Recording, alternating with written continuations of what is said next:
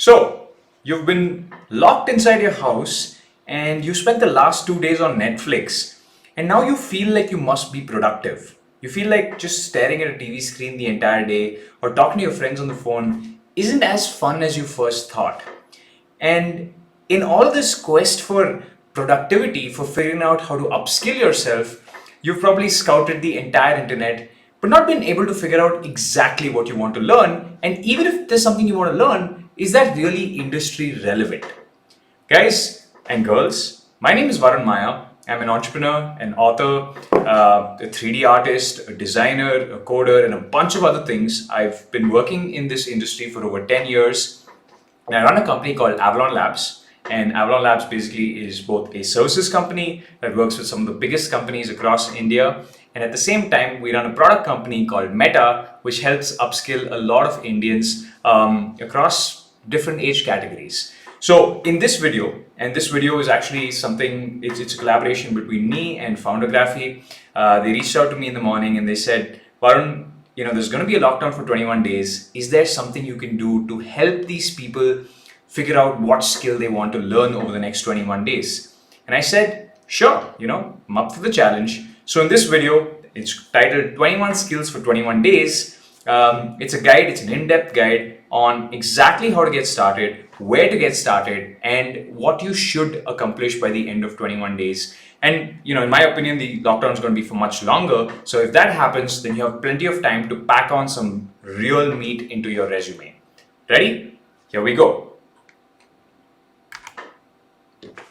So 21 skills for 21 days, a Varun Maya guide. So 3 things, right, before we actually get started on this very quick video. Whenever you want to learn something, the wrong way to learn it is to think that you are going to start at some random topic and then suddenly become an expert by going through topics one by one by one by one. And this applies to anything you want to learn in life, right? So assume you want to learn how to write code. You can't learn each topic one by one by one. The smarter thing to do, and the way I learned, which causes the least amount of frustration, is goal-oriented learning. Before you start learning, have an idea of what you want to create, right? So if it's code you want to learn, think of an app you really want to make for yourself, or your mother, or your father, or your friends. Think of an app idea that you've always had, and then try to build just that. Because the truth is, if you decide to learn, the entirety of, say, JavaScript, it would take you forever. Whereas with goal-oriented learning, you learn just enough to get something done so that you can get visual feedback of whatever you're learning. Right? This applies to everything. So even if you're learning visual design, maybe you're learning VFX, then the best thing to do would be to have a goal. Maybe, you want to be in a scene where it's you and then there's a giant gorilla in front of you. That's a goal. And then you learn only the particular skills required to render the gorilla, you, and the entire scene. Right? So goal-oriented learning is always better than, going through topic 1 all the way to topic N. That's just going to bore and frustrate you.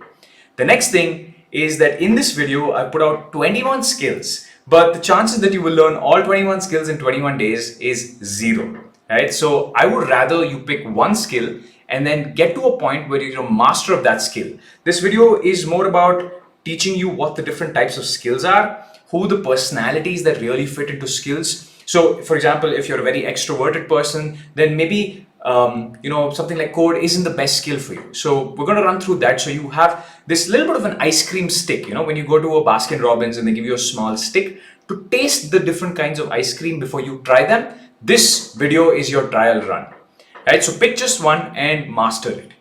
And finally, I know a lot of you have been sharing tutorials or thinking about going through different Udemy courses or, any other platform. But the best tutorials, in my experience, are all named after tools. So the best design tutorial would actually be called something Photoshop, or something Figma, or something Sketch, right? So find the right tutorial is a lot about finding the right tool that you want to use. And in this video, I'm just going to tell you the tools I'm most comfortable with. There are a lot of tools to do almost all of these things, but these are the most mainstream tools with the highest number of jobs. All right, so let's move on. So the first tool that I use a lot, and this is something that is bread and butter and is very easy to learn. This should probably take you less than a couple of hours at maximum. It's called Xmind. Xmind is a mind mapping tool, right? So as you can see here, you have a central topic and then you can keep creating topics under it. So you use just two keys in Xmind. You use the enter key and the tab key. Enter creates a subtopic and the tab key creates a sister topic, right? So it's very easy for you to navigate through your Xmind. So you can have a proper plan of what are the different things you need to do. So you can organize your life in a way where you have a structure of what you can expect every week. So there are different kinds of Xminds. This is one kind of Xmind. There's also an Xmind which is a timeline. So feel free to create a timeline and a plan for yourself for the next 1 month because you're going to need it.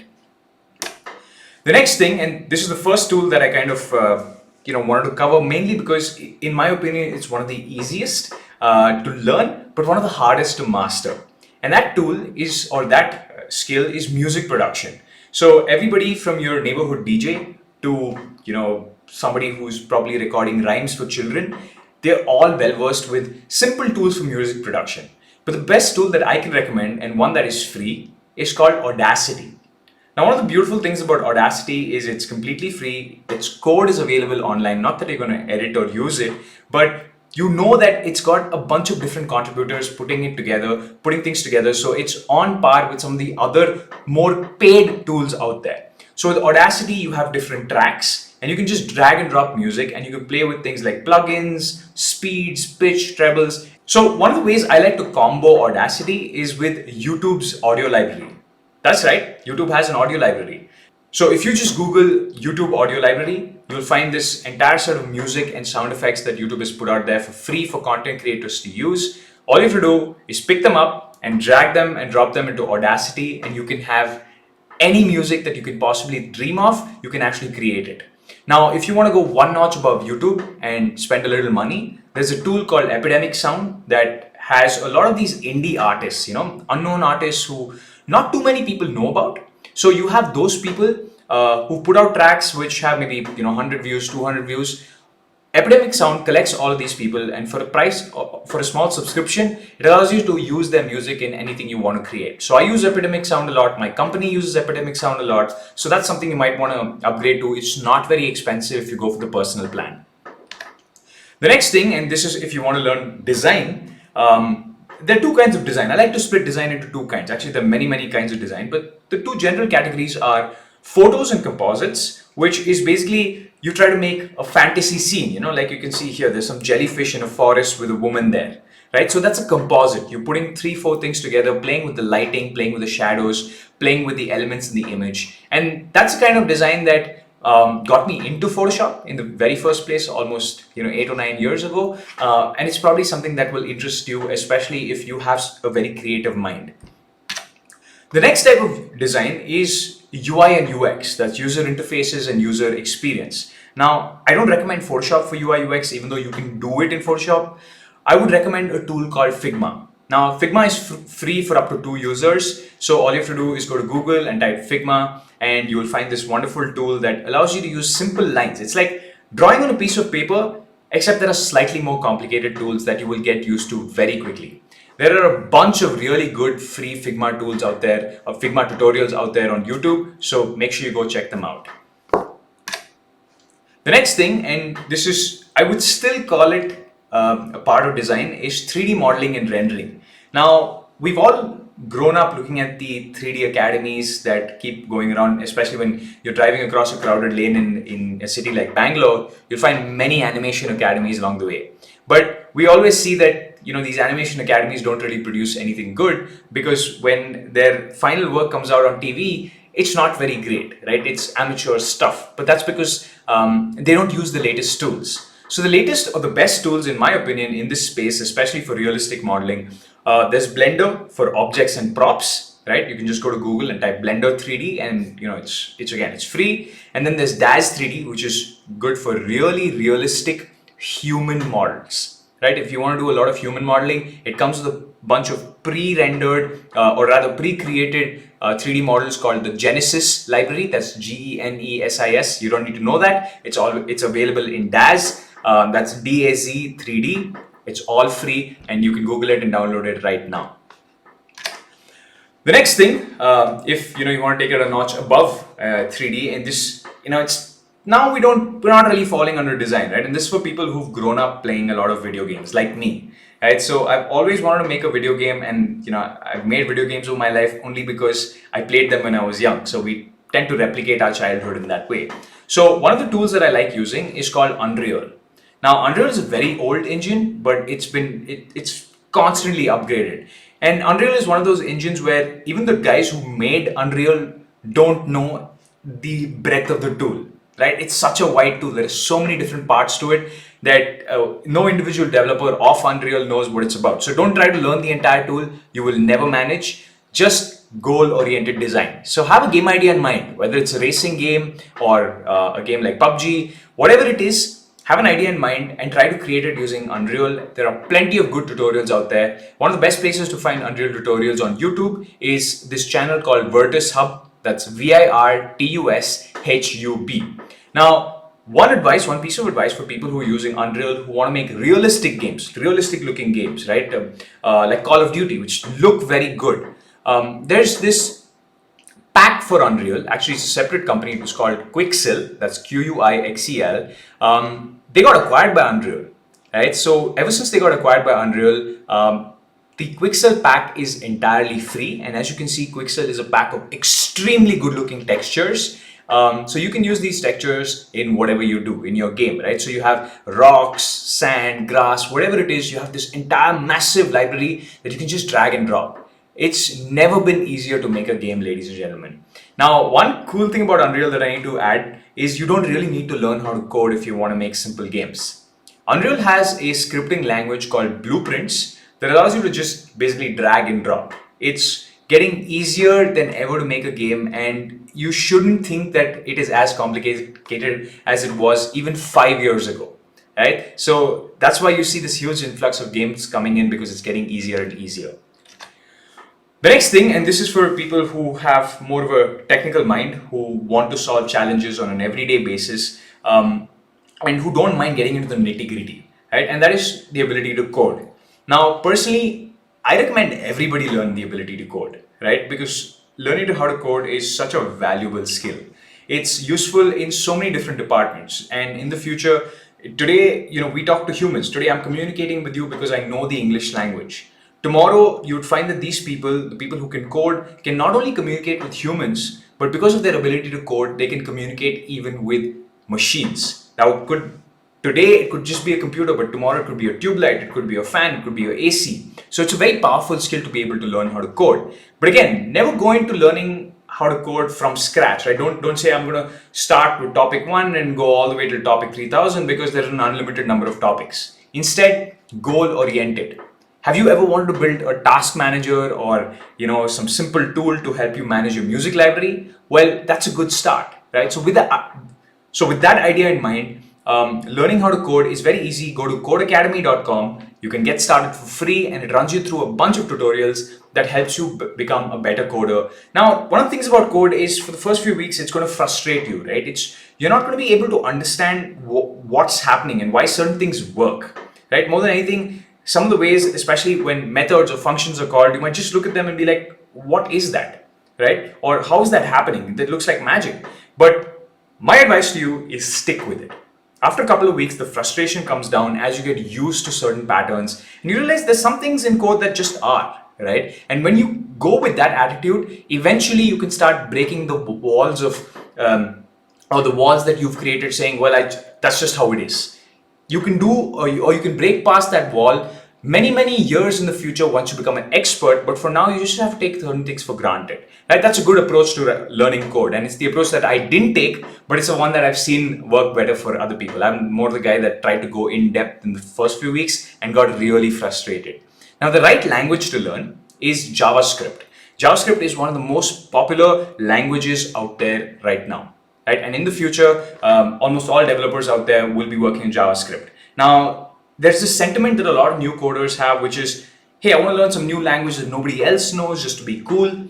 My suggestion, don't do that, because you will find it hard to collaborate with people in the future if you're the only one who knows a particular language. So learn a very mainstream language, learn a language of the future. You don't want to be left behind either. And JavaScript is exactly where it needs to be, right? And it's the perfect language for you to pick up.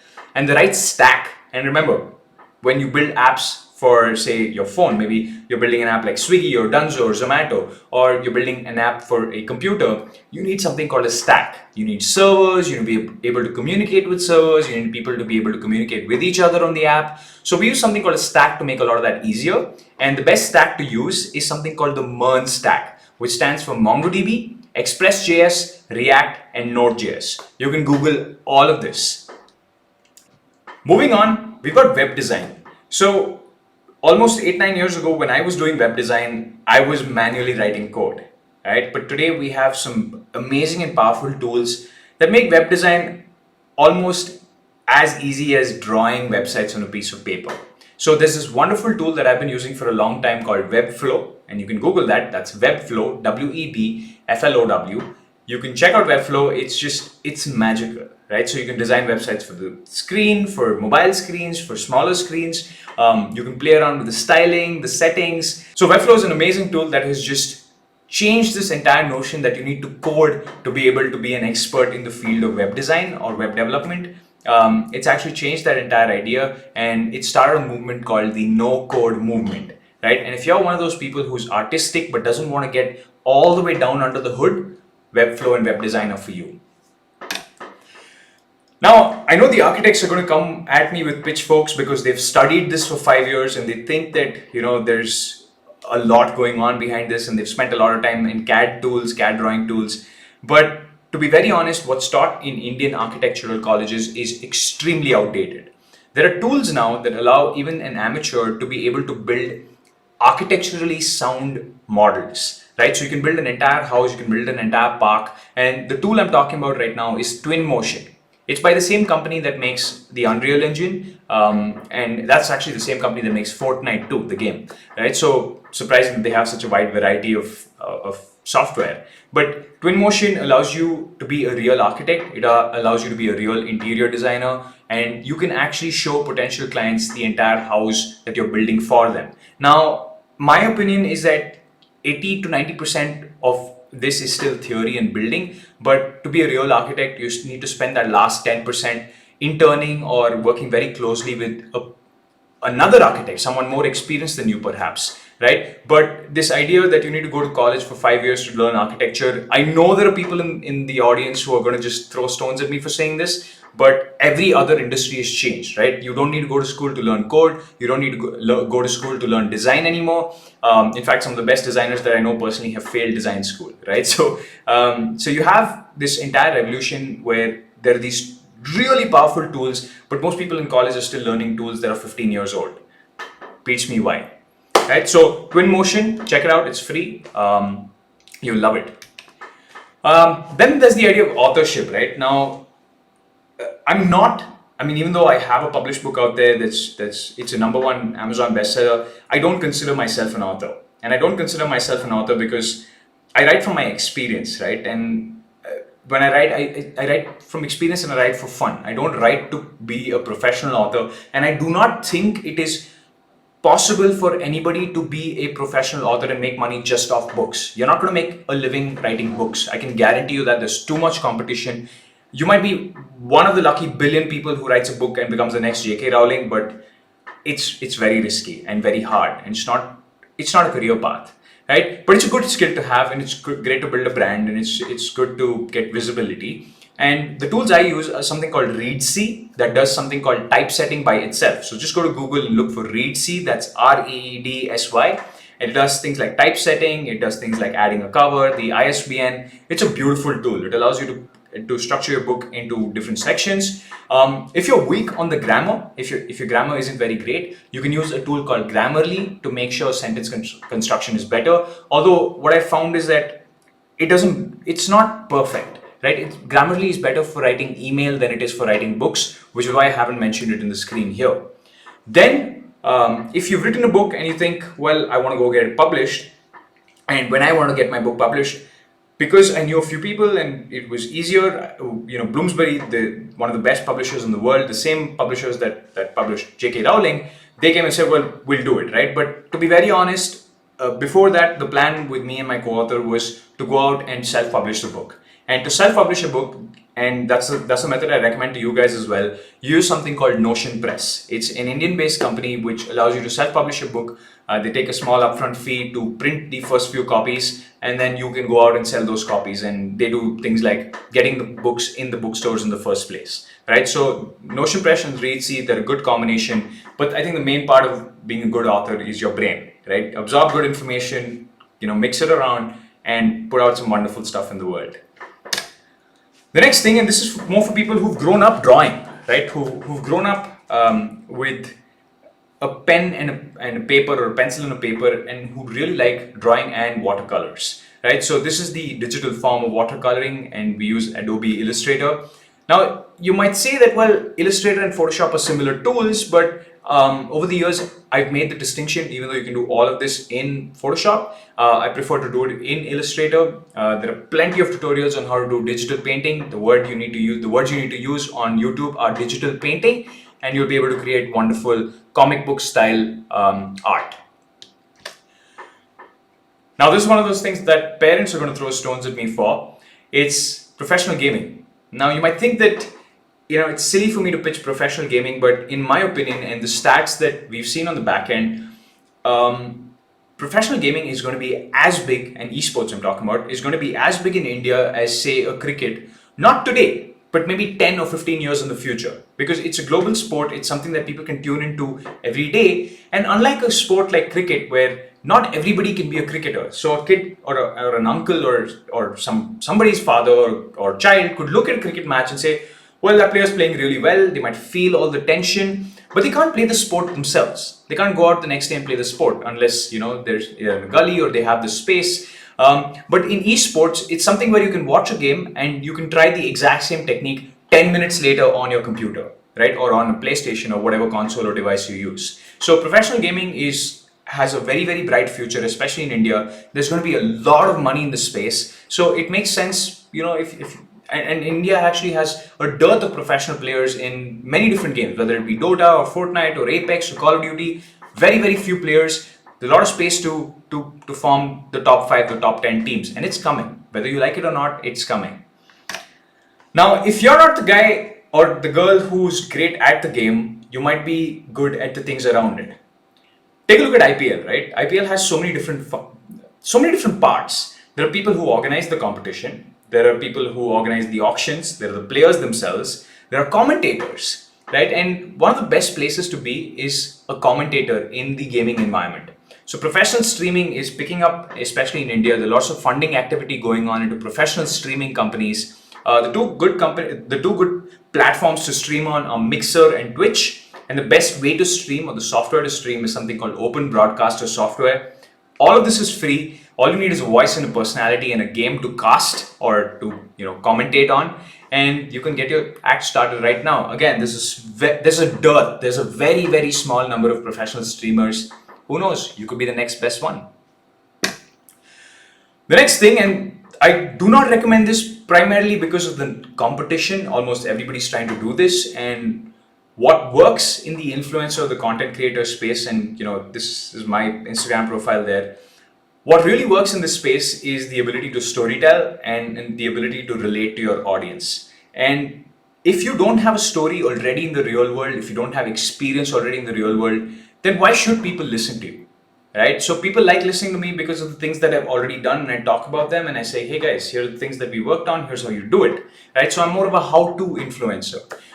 Whereas most people think that just giving a few tips on marketing, even though they've never done marketing before, is the best way to become popular on Instagram. That doesn't work, right? Organic reach on Instagram is near zero. You are not going to go viral. 1 billion people are trying, right? Actually, 500 million people are trying. It's not worth attempting to go viral. So first, do something that you are proud of, that you want to tell the world, and then become an influencer or content creator. And the trick is to be super consistent, and if you have the money, spend on the ads.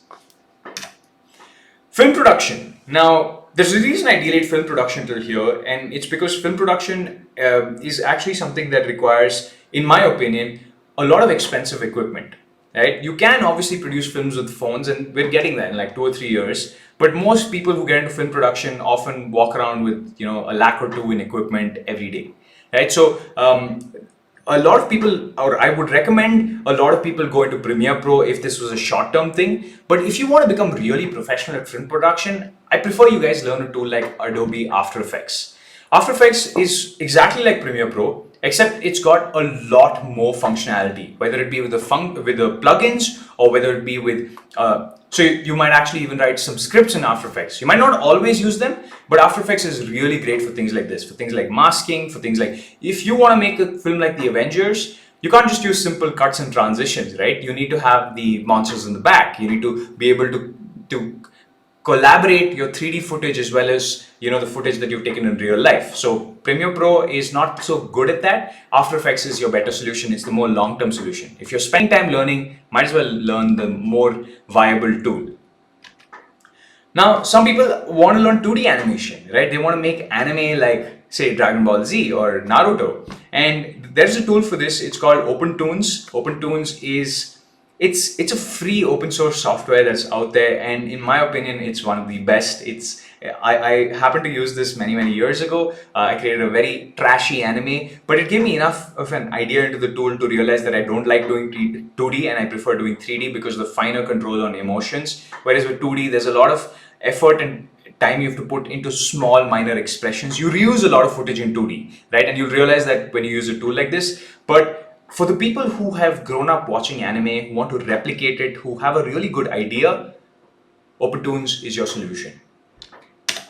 Now, this goes hand in hand with authorship, the topic we spoke about a while ago. Storytelling is very important, right? It's what makes the world. It's what makes the world go around. The biggest story that we all know is the story of money. It's the story that binds all of us, right? We agree on what 5 rupees is because everybody agrees on what 5 rupees is. Now, the best way to kind of tell good stories is to listen to good stories. And in fact, with the entire coronavirus thing going on, Audible, which is an Amazon company, has announced coronavirus, at least for the period of the coronavirus, their entire subscription service is free. Right, so listen to some really good stories before going to sleep. Spend an hour every night listening to really good sci-fi stories. My favorite author is, or my favorite storyteller is Isaac Asimov. That's Isaac He's a wonderful author, sci-fi author, probably one of the best, my inspiration. So maybe you guys could listen to him and gain something. Now, when you want to tell the stories, you can do it in text by creating a blog on WordPress.com.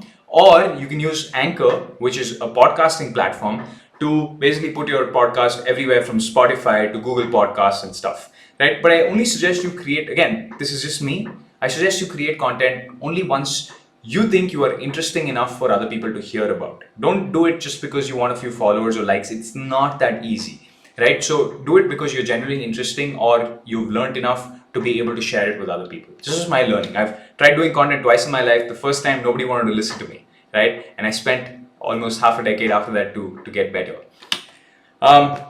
This is for the more technical guys, right? This is for the guys who already know how to code a little bit. You can make physical products, right? Like I said, your AC, your fan, your television, your fridge, all of it is going to be connected. It's going to be connected to the internet. And one of the best ways to make anything connected is to attach this device called an Arduino, right? So to buy this set costs anywhere between 1,000 to 4,000 rupees on Amazon. I'm not able to get the accurate pricing because of the entire supply chain issue. So check out the Arduino kit. So just go to Google, type in Arduino kit, and IoT stands for Internet of Things.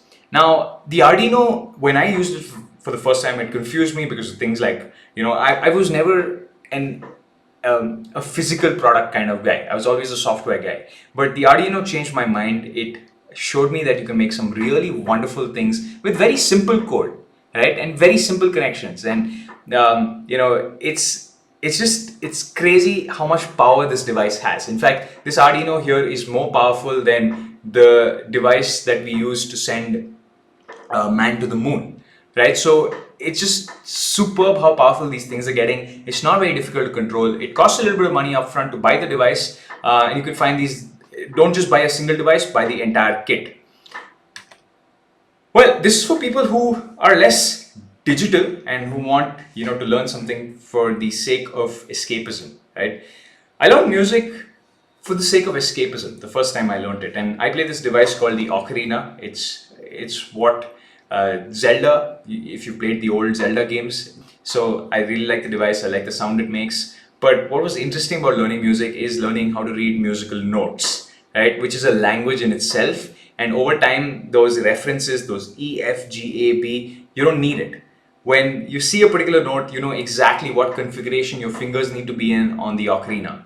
Same thing with the piano, same thing with the guitar, right? All these devices, all these musical instruments, at the end of the day, work on the same musical note, right? It might sound a little different, but you can play any song, if some musical notes are handed to you, you can play them on any device, and chances are they sound almost exactly the same, right? So learn how to play a musical instrument, because when I play a musical instrument, I disappear and the musical instrument exists for those few seconds. It's not a skill that you can go and show off to an employer with, but it's a skill that helps you deal with this extremely ambiguous and strange sensation that is life. Now, training and diet, and I'm sure your feed is flooded with 50 Instagram models telling you how to gym or how to diet. So I'm not going to go too much into that. If you're a beginner, there's this guide. It's a novice guide on rippedbody.com. Just look for rippedbody.com novice guide, and you will find this entire plan for people who are beginning, if you're beginning. But what I find more interesting about gymming, and what I found from my own personal experience, I don't work out anymore, but there was a time where I was doing it professionally or competitively. It's your bodies are built in the kitchen, right? And finding out what to eat is much harder than finding out how to train, right? So there's this calculator called Eat This Much, which very few people have heard of. It's a very comprehensive tool. So go to Google, look for Eat This Much, and just put in some details in the calculator. Say I want to eat 2000 calories and I want to eat vegetarian, right? And I want to eat it in 3 meals, and it will automatically generate 3 meals for you, including the recipes of those meals. It is a wonderful tool. It is mind-blowing. It is something you absolutely need to get if you don't already have it, because it just takes the headache out of what should I eat now, right? So check it out. It's called Eat This Much. And the training part, I'm sure you guys can figure out, but if you can't figure it out, there's a beginner's guide on rippedbody.com. Finally, and this is something that I've done many times in my life, start a company. Right? There is no look, everything that you've learned so far, right? Or everything that I've told you about, it's all great to do alone, right? You can learn these skills alone, maybe a friend would help. But being human, and what we're seeing with the coronavirus, with all of us sitting home and helping the doctors out there, it's a team effort, right? And humanity is a team effort. We're only going to get past everything, right? Every solution that's ever come out in life for any problem that we've ever had as humans has come out through a team of people, right? So start a company. It's a very gratifying experience. I put out a free course out there called metastartup.org. It's completely free. Just go to metastartup.org or follow me on YouTube, Varun Maya on YouTube. And I have this entire series on how to register a company, how to hire people, how to fire people, how to set up a bank account, payment gateway, etc. The right way to start a company, or the right way to register a company, is to use something called Vakil Search, which is one of the cheapest ways to register a company. You can do it online. And that's a picture of me almost 6 or 7 years ago, when I started JobSpy. We were one of the youngest entrepreneurs in the country of India to have raised venture capital. We raised almost 1.7 crores back then. It was early days, but it was the most fantastic time of my life.